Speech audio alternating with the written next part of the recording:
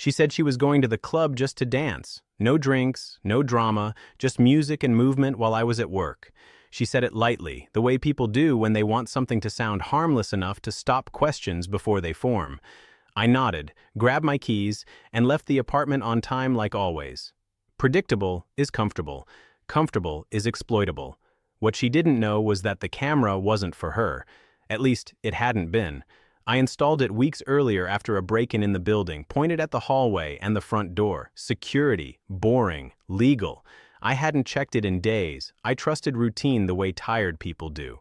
That morning, I checked it by accident. A notification. Motion detected. I expected a package or the neighbor's dog walker.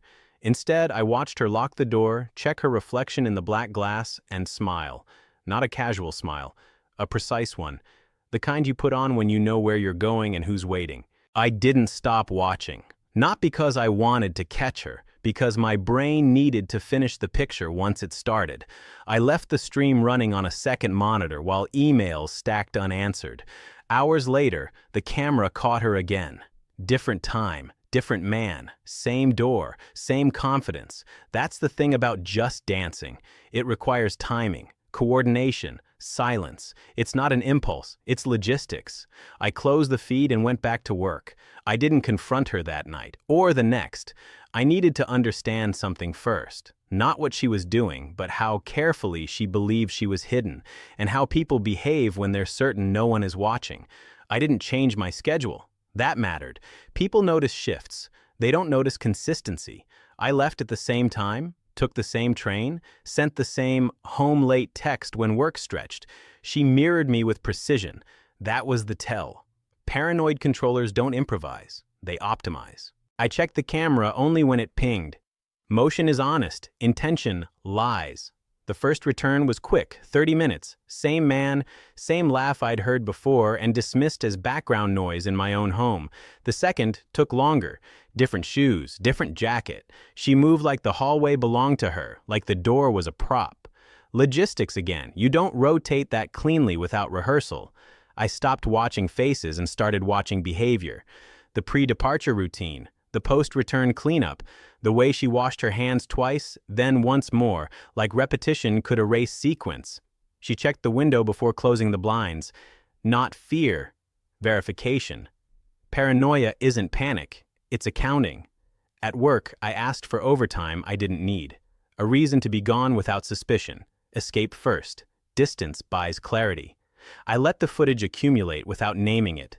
Naming things too early makes you react. I wanted gravity, not rage. She adjusted. Earlier exits, later returns. A test to see if I'd notice. I didn't. I answered texts with thumbs-up emojis and nothing else. Non-committal signals keep liars busy. Busy liars make mistakes. By the end of the week, the route was clear. Club nights aligned with my shifts, with gaps wide enough to feel safe. She'd engineered invisibility around my predictability. That was the irony.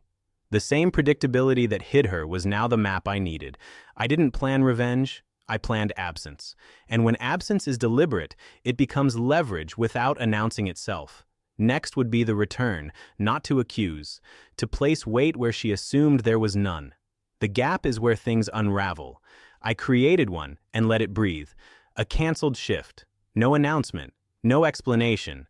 I left the apartment like usual, waited a block away, then circled back and parked where the camera couldn't see me. Not to catch her. Catching implies urgency. I wanted timing. She didn't disappoint. The door opened 12 minutes after I'd left. Same jacket, same smile, different phone. Burner, probably. Paranoid controllers don't trust a single channel. They build redundancies and forget those redundancies create patterns. I watched the hallway, not the screen. People behave differently when they think the house is empty. She moved faster, less checking. Confidence without witnesses is sloppy. She didn't even lock the door behind her. Ownership does that to people. It makes them careless. I waited, counted breaths, let the clock do its job. Then I went back inside and sat in the dark living room. Lights off, camera feed paused. I wanted the apartment to feel exactly the way she expected it to feel when she returned. Empty, neutral, unquestioning. She came back an hour later with someone else's cologne on her coat and a story already loaded. She didn't get to use it. I was sitting there when the door closed. Not angry, not loud. Present. Presence is destabilizing when someone has planned around absence. She froze. Just for a second, long enough to know the gap had closed. I didn't mention the club, or the men, or the camera. I asked a simple question about my canceled shift like it was nothing. She answered too quickly, then stopped, realizing she'd answered the wrong thing. That's when fear finally showed up. Not guilt, fear of miscalculation. I stood, grabbed my keys, and said I'd forgotten something at the office. True enough, I left her alone with the silence she'd been using on me all week. The gap had done its work. She knew something had shifted. She just didn't know where the pressure would come from. That's the worst position to be in. Fear makes people reveal their control habits. She started checking in more. Not affection, inventory. Where are you? When are you back? Do you need anything? I answered sparsely and on delays that felt accidental. Accidents keep paranoids busy. They start building explanations for things that don't need them. I watched the footage again, not for faces, but for timing. She changed routes, stopped meeting them inside, started leaving with them instead. Safer, she thought, less trace. She forgot the camera saw departures too. Control narrows vision, mirrors widen it. I adjusted one variable. I came home early on a night she'd marked safe. No announcement, no texts. The apartment was dark, too dark. Curtains drawn wrong. Air moved like it had been recently disturbed. She wasn't there. I didn't search. Searching is reactive. I sat and waited. When she returned, she tried casual first, then concern, then irritation. Each tone arrived on schedule, like a checklist she was running through. I asked about her night, neutral as weather. She told me a story that fit the first half and collapsed in the second. She corrected herself mid-sentence and smiled to seal it. Smiles don't seal cracks, they frame them. I nodded and went to shower. Steam erases scent poorly when you're paying attention. She watched me from the doorway, measuring. That was the moment I understood her mistake. She thought the threat was discovery. It wasn't. Discovery had already happened. The threat was comparison between what she thought she controlled and what was actually recorded. I didn't confront. I mirrored. I became less available, more precise, harder to schedule. Control hates asymmetry. It demands symmetry to function. By the end of the night, she was the one watching the door, the hallway, the phone. The mirror was up. Everything she'd done to hide now reflected back as noise. And noise, once you notice it, is impossible to ignore. Next came the turn she couldn't manage. The turn came when she tried to reassert control. Paranoid controllers always do. They can tolerate secrets, but not uncertainty. She suggested a schedule change, framed as concern for my workload. I agreed immediately. Agreement unsettles people who expect resistance. It removes the friction they use to steer. That night, she skipped the club. On purpose. A test. Tests are admissions. I answered with normalcy. Dinner, a question about her day, nothing else. She relaxed too fast. Relief makes people careless. Careless people reuse patterns. The next morning, I left earlier than planned and came back sooner than expected, not to catch her, to reset the baseline. The apartment told the story before she did. Shoes moved, a chair nudged, the faint chemical clean of a rushed wipe down. She arrived later with a smile that didn't match the room. I let it pass. Passing is pressure delayed. At work, I requested a week I'd already earned. No announcement, no reason. I wanted the calendar to lie for me. She would fill the gap herself. Gaps do that. By midweek, the camera confirmed it. Earlier exits, longer absences, new faces. Control had turned into compulsion. She couldn't stop even when it would have helped her. I didn't save clips anymore. I exported timelines. Compilations don't accuse, they demonstrate. Demonstrations end arguments before they begin. I labeled nothing emotional. Dates, durations, overlaps, the language of logistics. When she asked if everything was okay, I said yes and meant it. Everything I needed was aligned. The turn wasn't confrontation, it was commitment to letting her finish what she'd started under observation without interference. Next would be the return. Not to expose her to me, to expose her to herself. The return wasn't a scene. It was a procedure. I stopped leaving for work altogether and didn't tell her why. No explanations, no warnings. I stayed home, visible, ordinary, immovable. Presence is disruptive when someone has built a life around your absence. She adapted badly. Paranoid controllers need fixed variables. I had been her fixed variable. Now I wasn't. She delayed exits, canceled plans, hovered. Hovering is panic disguised as care. She asked if I was sick. I said no. She asked if something happened at work. I said no. Short answers widen cracks.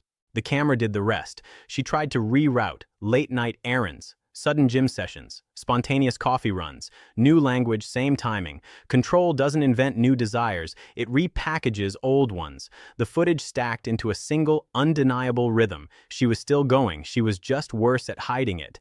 One afternoon, she slipped, not dramatically. A notification flashed on her phone while she thought I was asleep, a name I hadn't seen before, a message that assumed freedom. I didn't open it. I didn't need content anymore. Timing was enough. That night, she asked if I trusted her. The question arrived too late to matter. Trust isn't requested when it exists. I said yes and watched her face fail to accept the answer. People who rely on deception need accusation to feel oriented. Calm robs them of landmarks. By the end of the week, she was exhausted. Control drains the controller first. I wasn't angry. I was ready. The return wasn't about revealing what I knew. It was about removing the environment that allowed her to believe she was invisible. Next came the step she never anticipated. The step she didn't anticipate wasn't confrontation. It was absence without warning. I packed during daylight, slowly, where it could be seen without being explained. No suitcases, just essentials. Signals, not drama. She watched from the kitchen, asking questions that pretended to be casual. I answered with accuracy and nothing else. Accuracy starves narratives. I left a note that said nothing about her, just logistics. Keys, utilities, dates. People panic when you remove the mirror they've been using to check themselves. She tried to anchor me with emotion. Concern first, then irritation. I stepped around it. Emotion is leverage only when you agree to lift it. The camera stayed, not as a threat, as continuity. I moved to a place with no habits attached and let the calendar lie for me again. The footage kept arriving. Fewer checks now, more haste. Absence had removed the last guardrail. When you think you've won, you stop locking doors. She called. I didn't answer. She texted. I didn't read. I let the system collect. Timelines don't care about please, they just stack. 3 days later, she crossed a line she'd never crossed before, brought someone back during daylight. Confidence does that. It erases the last caution. The camera recorded it cleanly. Arrival, laughter, exit, no shadows, no ambiguity. That's when I ended collection. You don't need more once the pattern is undeniable. You need placement. I queued the export and sent it to a single address she couldn't control. Not public, not private. Structural. The exit wasn't me leaving her. It was me leaving the story she thought she was directing. The address wasn't revenge. It was jurisdiction. I chose it because outcomes follow authority, not outrage. One email, no preamble, a link with restricted access, and a note that contained only dates, durations, and a request to verify compliance. Compliance is a word that makes people sit up straighter than accusation ever will. She felt it before she knew it. That evening, she started asking questions she didn't want answered, about policies, about timelines, about whether I'd spoken to anyone. I said nothing. Silence after placement is how you let gravity work. When power shifts upstream, downstream panic looks theatrical. The response came the next morning. Formal, neutral. A request for clarification routed through channels she couldn't charm. The camera did its quiet work, hallway entries, daylight returns, overlaps that shouldn't exist under any reasonable interpretation, no commentary attached. Evidence doesn't need adjectives. She called then, not angry, focused. Focused is fear with manners. She said there must be a mistake. Mistakes don't repeat on schedules. She asked what I wanted. Wanting implies negotiation. I wasn't negotiating. I had transferred custody of the truth. By afternoon, the apartment stopped being a shelter and became a liability. Doors that once felt private started feeling recorded even when nothing was recording. That's the cost of realizing you've been observed. You can't unlearn it. She cleaned compulsively. Organization is a superstition people practice when they've lost control. I didn't add pressure. Pressure invites mistakes. She'd already made enough. I waited. Systems don't rush. They request, review, and decide. By night, the question wasn't whether she'd explain. It was to whom. And that decision would finish what I'd started without me touching it again. The finding arrived without drama. A subject line, a reference number, neutral language that read like weather. Reviews don't accuse, they conclude. She received it an hour before I did and reacted exactly as expected. Denial first, then urgency, then the frantic attempt to control the narrative by controlling me. She needed me to contradict the record. I didn't. Her explanations multiplied and collapsed at the same time. Each version fixed one inconsistency and exposed another. That's what happens when you've been living on timing and not truth. Timing is brittle. Truth is boring and durable. The camera's timestamps didn't care about her tone. By afternoon, the consequences clarified. Not immediate catastrophe. Administrative gravity. Access paused pending review. Privileges suspended until further notice. Schedules cleared. Clear schedules are how institutions make room for replacements. She understood that part quickly. She always did understand power. She showed up where I was staying, not loud, not pleading, carrying a folder like professionalism could still buy mercy. I didn't let her in. Letting her in would have suggested participation. Participation was over. I spoke through the door once, just to set a boundary. This isn't mine anymore. Boundaries matter when systems are listening. That night, she tried to pivot outward. Friends, allies, favors. The replies slowed, then stopped. People don't choose sides when records exist. They choose distance. Distance is safer than loyalty when liability is in the room. The finding didn't end her life. It ended her leverage. Without leverage, everything else becomes expensive. Rent, trust, time. She learned that the hard way, in increments too small to dramatize and too steady to escape. There was one step left, not escalation. Closure by transfer. The last step wasn't exposure. It was filing. I didn't add commentary or context. I transferred custody and closed the loop. Records moved to where records live longest. Archived, referenced, retrievable. Not public, permanent. The kind of place people pretend doesn't exist until it's the only thing that matters. She tried once more. A message stripped of tone, asking what it would take to fix this. Fixing assumes reversibility. Systems don't reverse. They replace. I didn't answer. Answers invite bargaining. Bargaining implies standing. She didn't have any left. Weeks passed and the outcomes stabilized. Work rerouted around her. Invitations dried up. New rules appeared in places she used to move freely, written because of cases like hers. That's the final insult, becoming an example without your name attached. When policies change, it means someone paid for the lesson. I didn't feel relief. Relief is for people who survive chaos. I had managed process.